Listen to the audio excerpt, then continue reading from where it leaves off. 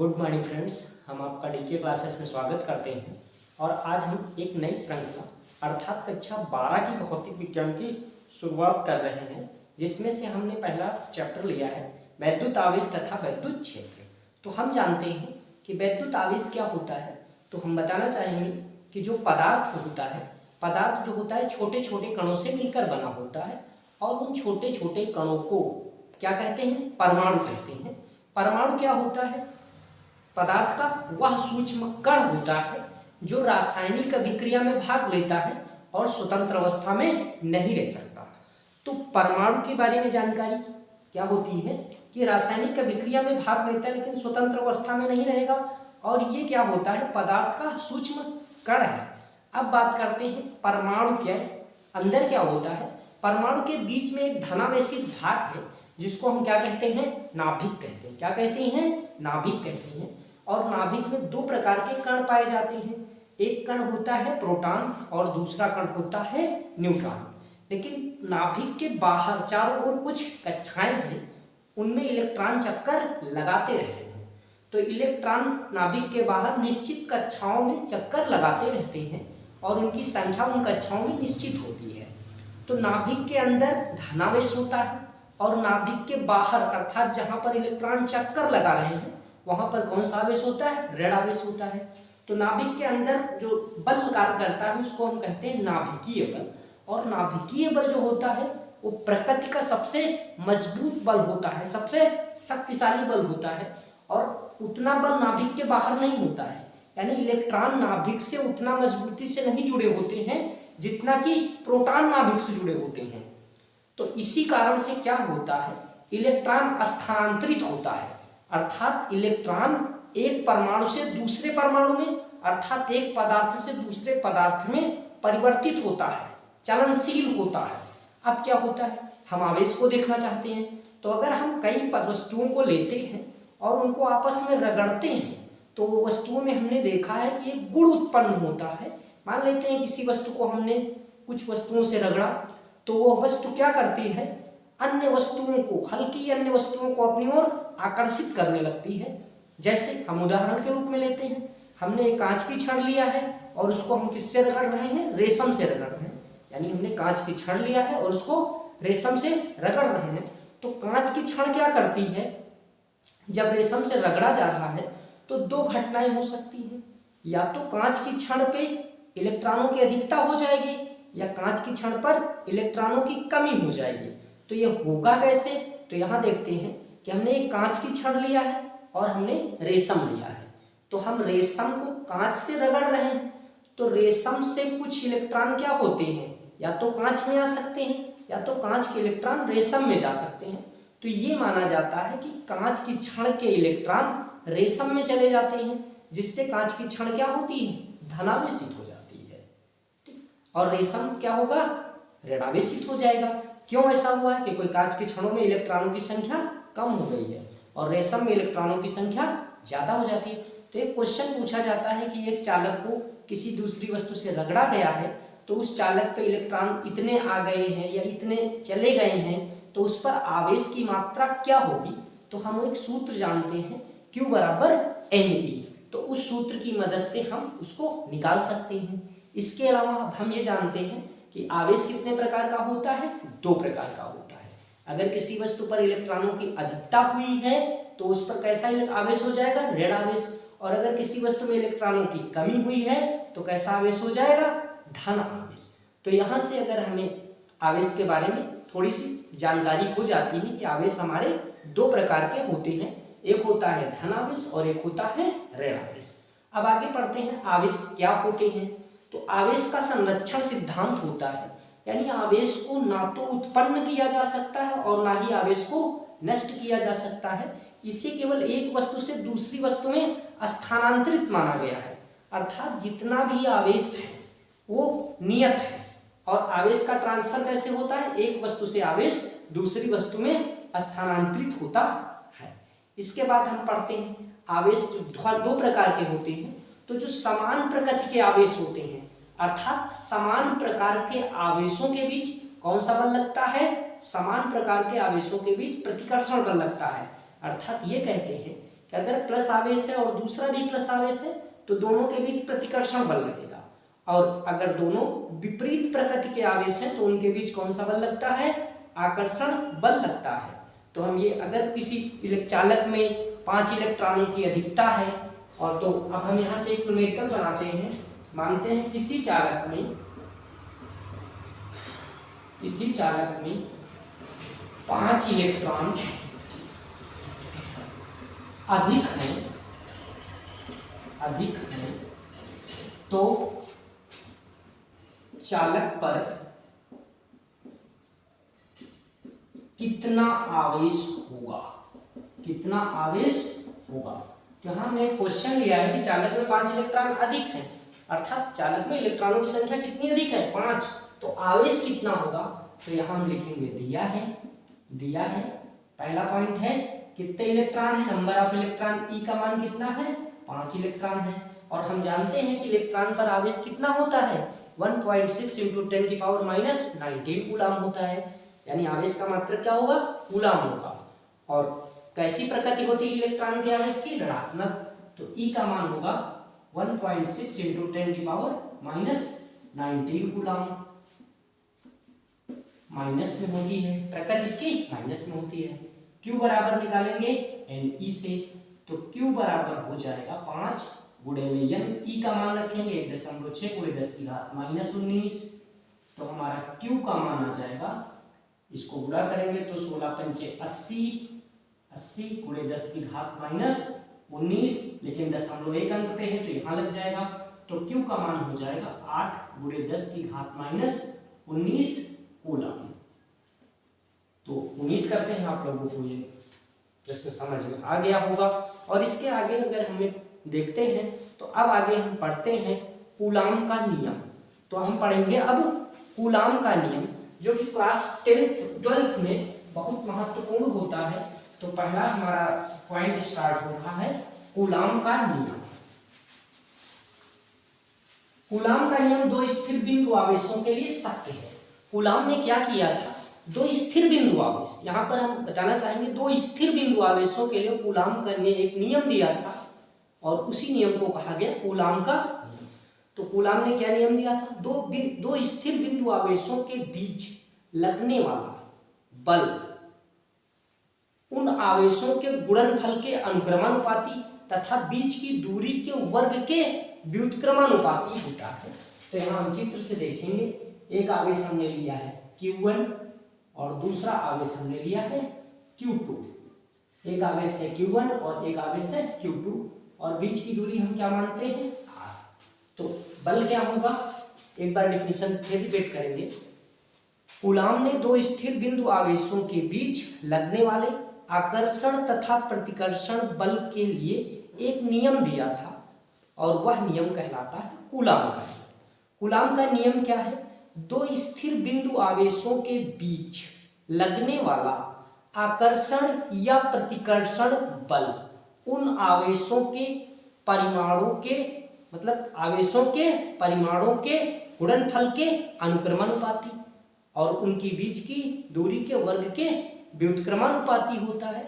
और जो बल की दिशा होती है दोनों आवेशों के मिलाने की दिशा में, या दोनों आवेशों की अनुदिश होती है।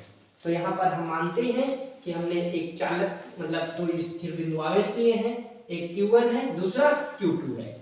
तो देखते हैं कि इनके बीच बल कितना लगेगा। तो F अनुक्रमानुपाती है दोनों आवेशों के परिमाणों के गुणनफल के, Q1 अनुक्रमानुपाती Q2, समीकरण नंबर 1।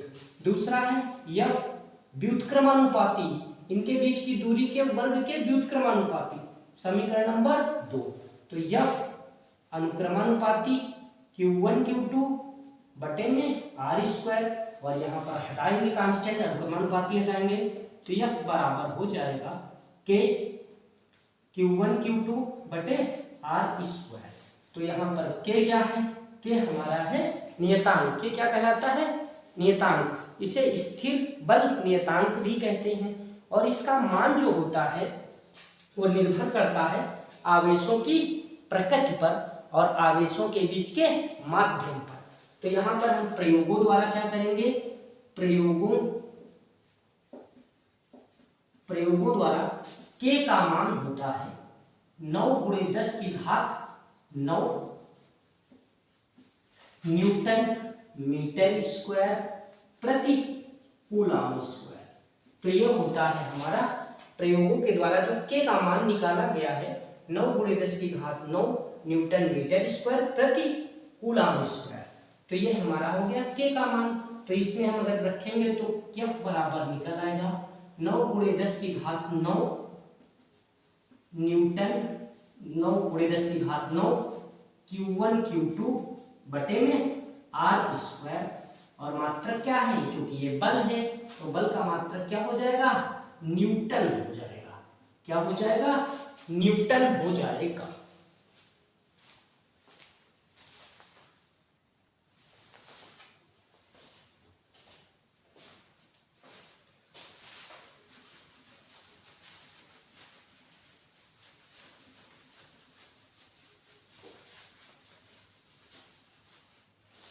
इसके बाद देखते हैं यहाँ पर F का मान क्या निकल के आ रहा है। F बराबर 9 × 10⁻9 Q1 Q2 बटे में R स्क्वायर न्यूटन।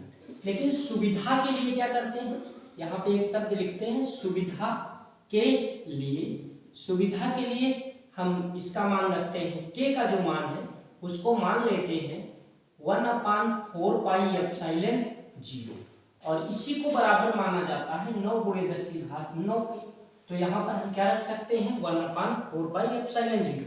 तो F बराबर हो जाएगा 1/4πε0 Q1 Q2 बटे में R स्क्वायर। मात्रक हमारा क्या हो जाएगा, न्यूटन हो जाएगा। ये क्या होता है, दो स्थिर बिंदु आवेश अगर निर्वात में स्थित हैं तो उन पर बल कितना लगेगा, F बराबर 1/4πε0 Q1 Q2 बटे में R स्क्वायर। और इस फार्मूले का प्रयोग कहाँ करते हैं, ज्यादातर न्यूमेरिकल लगाने में, क्योंकि यहाँ वैल्यू दी हुई है। अब यहाँ से निकालते हैं 1/4πε0 का मान। तो यहाँ पर हम देखेंगे समीकरण से, यहाँ पर हम देखते हैं कि 1/4πε0 बराबर हो जाएगा 9 × 10⁻9 क्या होगा, न्यूटन मीटर स्क्वायर प्रति कूलम स्क्वायर।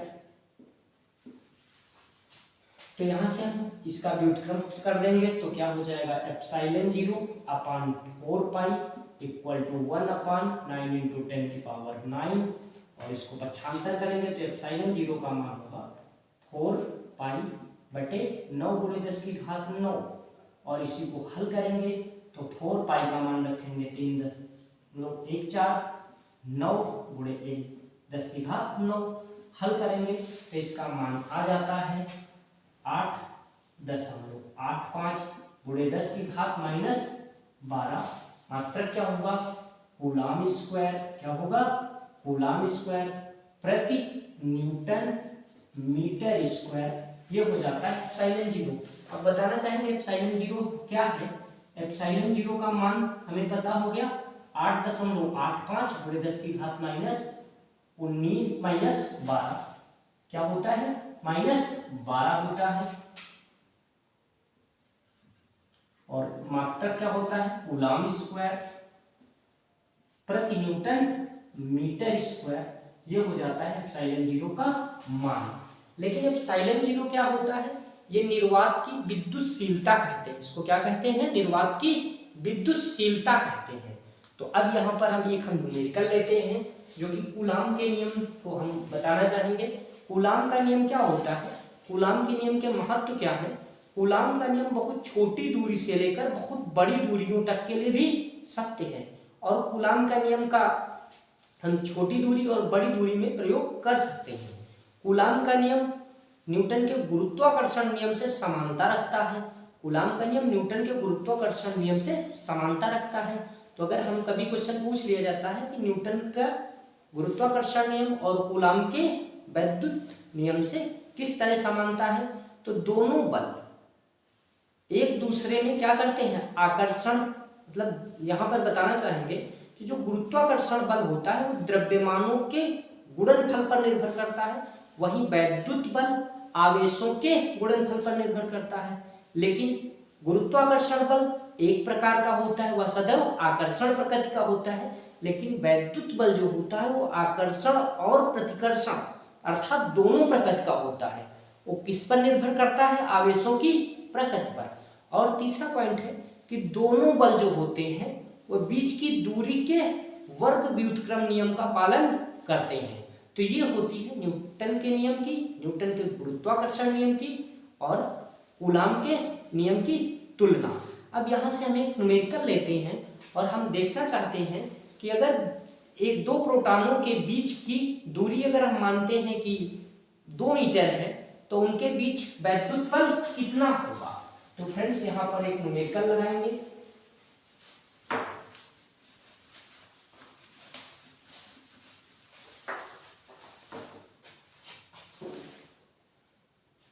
दो प्रोटॉनों के बीच वैद्युत बल ज्ञात कीजिए यदि उनके बीच की दूरी 2 सेंटीमीटर है। तो उम्मीद करते हैं आप लोगों को क्वेश्चन समझ में आया होगा। हम यहाँ पे 2 प्रोटॉन लिए हैं और उनके बीच की दूरी कितनी है? 2 सेंटीमीटर। तो हम जानना चाहेंगे कि उनके बीच बल कैसे लगेगा और कितना लगेगा।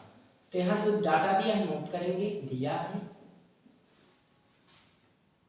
किस तरह के कण हैं? एक कण है प्रोटॉन और दूसरा भी है प्रोटॉन, यानी यहाँ पर प्रोटॉन है और यहाँ पर प्रोटॉन है।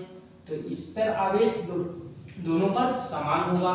तो लिखेंगे दोनों प्रोटॉन हैं, दोनों प्रोटॉन हैं, अतः आवेश क्या होगा? आवेश समान होगा। लेकिन होगा क्या कितना? Q1 का मान भी 1.6 × 10⁻⁻19 कूलाम और यही वैल्यू आएगी Q2 की भी आएगी 1.6 × 10⁻19 कूलाम। अब जानते हैं कि दोनों आवेश समान प्रकृति के हैं, अतः इनके बीच बल कौन सा लगेगा? प्रतिकर्षण। तो इनके बीच बल कैसा होगा? बल होगा प्रतिकर्षण। प्रतिकर्षण क्यों होगा? क्योंकि दोनों आवेश समान प्रकार के हैं। अब निकालते हैं बल।